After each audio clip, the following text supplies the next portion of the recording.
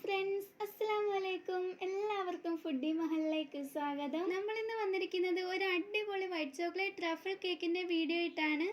വളരെ സിമ്പിൾ ആയിട്ടുള്ള ഒരു ഡിസൈൻ ചെയ്താണ് നമ്മൾ തയ്യാറാക്കിയിരിക്കുന്നത്. അപ്പോൾ നമുക്ക് വേഗം തന്നെ വീഡിയോയിലോട്ട് പോവാം. ഇത് തയ്യാറാക്കിയെടുക്കാൻ വേണ്ടി ആദ്യം തന്നെ നമുക്ക് വാനില സ്പഞ്ച് കേക്ക് തയ്യാറാക്കാം. അതിനായിട്ട് 1 കപ്പ് മൈദാപ്പൊടിയും 1 ടീസ്പൂൺ ബേക്കിംഗ് പൗഡറുമാണ് ഞാൻ എടുത്തിരിക്കുന്നത്. ഇത് നമുക്ക് 2 പ്രാവശ്യം നന്നായിട്ടൊന്ന് അരിച്ചെടുക്കാം. അങ്ങനെ ഞാൻ 2 പ്രാവശ്യം നന്നായിട്ട് അരിച്ചെടുത്തിട്ടുണ്ട്. ഇനി നമുക്ക് മുട്ട ഒന്ന് ബീറ്റ് ചെയ്തെടുക്കാം. അതിനായിട്ട് 3 കോഴിമുട്ട ഞാൻ എടുത്തിട്ടുണ്ട്. ഇതൊന്ന് ഇതിലേക്ക് പൊട്ടിച്ചൊഴിച്ച് കൊടുക്കാം. അങ്ങനെ 3 മുട്ട നമ്മൾ എടുത്തിട്ടുണ്ട്. ഇനി ഇതിലേക്ക് 1 ടീസ്പൂൺ വാനില എസൻസ് ഒഴിച്ച് കൊടുക്കാം. ഇനി ഇത് നന്നായിട്ടൊന്ന് ബീറ്റ് ചെയ്തെടുക്കാം.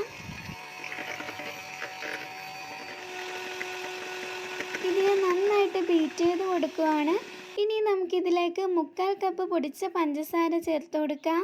ഇത് കുറേശ്ശെ ചേർത്ത് നമുക്ക് ബീറ്റ് ചെയ്ത് കൊടുക്കാം.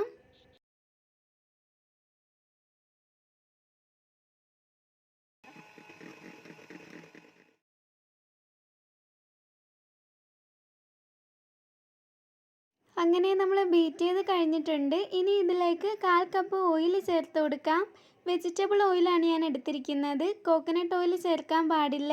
അങ്ങനെ ഓയിൽ നമ്മൾ ഒഴിച്ചു കൊടുത്തിട്ടുണ്ട്. ഇനി നമുക്ക് ജസ്റ്റ് ഒന്ന് ബീറ്റ് ചെയ്തെടുക്കാം. അങ്ങനെ ഇപ്പോൾ ബീറ്റ് ചെയ്ത് കഴിഞ്ഞിട്ടുണ്ട്.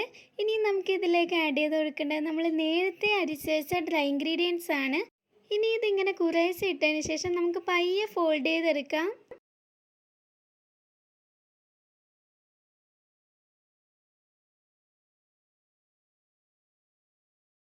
ഇനി ഇതിലേക്ക് ബാക്കിയുള്ള പൊടിയും കൂടി ചേർത്ത് കൊടുക്കാം.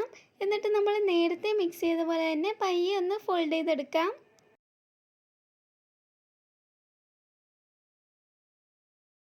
അങ്ങനെ കേക്ക് ബാറ്റർ ഇവിടെ റെഡി ആയിട്ടുണ്ട്.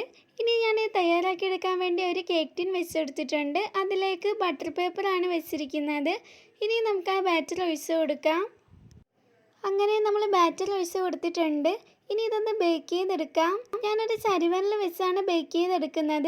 ഇതൊരു 30-35 മിനിറ്റ് കൊണ്ടാണ് റെഡിയായി കിട്ടുന്നത്. അങ്ങനെ വാനില സ്പഞ്ച് കേക്ക് ഇവിടെ റെഡി ആയിട്ടുണ്ട്.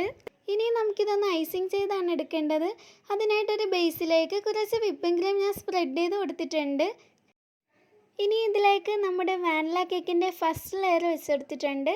ഇനി ഷുഗർ സിറപ്പ് കൊണ്ടൊന്ന് വെറ്റ് ചെയ്തതിന് ശേഷം നമുക്ക് വിപ്പിംഗ് ക്രീം ഒന്ന് സ്പ്രെഡ് ചെയ്ത് കൊടുക്കാം.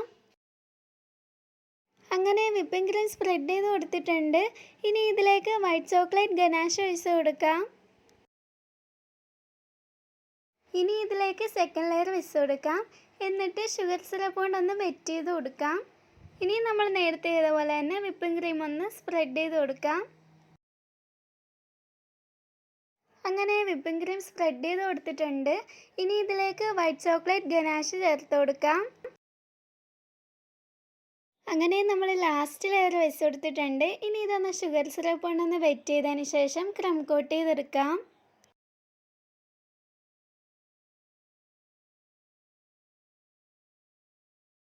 ഇനി നമുക്കിതൊന്ന് സ്ക്രാപ്പർ കൊണ്ട് ലെവലാക്കി എടുക്കാം.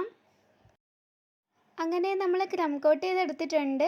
ഇനി ഒരു 30 മിനിറ്റ് ഫ്രിഡ്ജിൽ വെച്ചതിന് ശേഷം നമുക്ക് ഫുൾ കോട്ട് ചെയ്തെടുക്കാം. അങ്ങനെ 30 മിനിറ്റ് കഴിഞ്ഞിട്ടുണ്ട്. ഇനി നമുക്ക് ഇതേപോലെ ഒന്ന് ഫുൾ കോട്ട് ചെയ്തെടുക്കാം. ഇതേപോലെ നമുക്ക് നൈഫ് കൊണ്ട് നന്നായിട്ടൊന്ന് ലെവലാക്കി എടുക്കാം. അങ്ങനെ ഫുൾ കോട്ട് ചെയ്ത് കഴിഞ്ഞിട്ടുണ്ട്.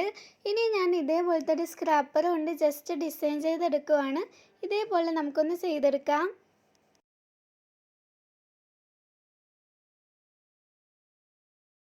ഇനി ഇതിലേക്ക് നമുക്ക് വൈറ്റ് ചോക്ലേറ്റ് ഗനാഷ് ഒഴിച്ച് കൊടുക്കാം.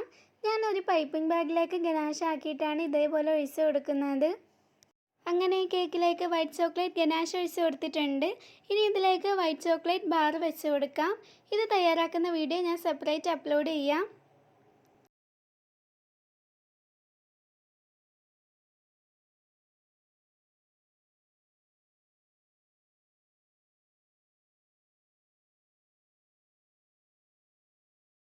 ഇനി ഇതിലേക്ക് കുറച്ച് ഷുഗർ ബോൾസ് ഇട്ട് കൊടുക്കാം. അങ്ങനെ ഷുഗർ ബോൾസൊക്കെ ഇട്ട് ഡെക്കറേറ്റ് ചെയ്ത് എടുത്തിട്ടുണ്ട്. ഇനി ഇതിലേക്ക് സിൽവർ ഡസ്റ്റ് കൊണ്ട് നമുക്കിങ്ങനെ ഡെക്കറേറ്റ് ചെയ്ത് കൊടുക്കാം. അങ്ങനെ വൈറ്റ് ചോക്ലേറ്റ് ട്രഫിൾ കേക്ക് ഇവിടെ റെഡി ആയിട്ടുണ്ട്. വളരെ എളുപ്പത്തിൽ തന്നെ നമ്മൾ തയ്യാറാക്കിയെടുത്ത ഒരു കേക്കാണ്. എല്ലാവരും ഒന്ന് ട്രൈ ചെയ്ത് നോക്കുക. എന്നിട്ട് ഫീഡ്ബാക്ക് കമൻറ്റിലൂടെ അറിയിക്കുക. അപ്പോൾ നമ്മുടെ ചാനൽ ഇതുവരെ സബ്സ്ക്രൈബ് ചെയ്യാത്തവരുണ്ടെങ്കിൽ ഒന്ന് സബ്സ്ക്രൈബും കൂടി ചെയ്തേക്കുക. അപ്പോൾ ഇതിലും നല്ലൊരു വീഡിയോ ആയിട്ട് ഇൻഷാ അല്ലാഹ് വീണ്ടും കാണാം. Thank you for watching.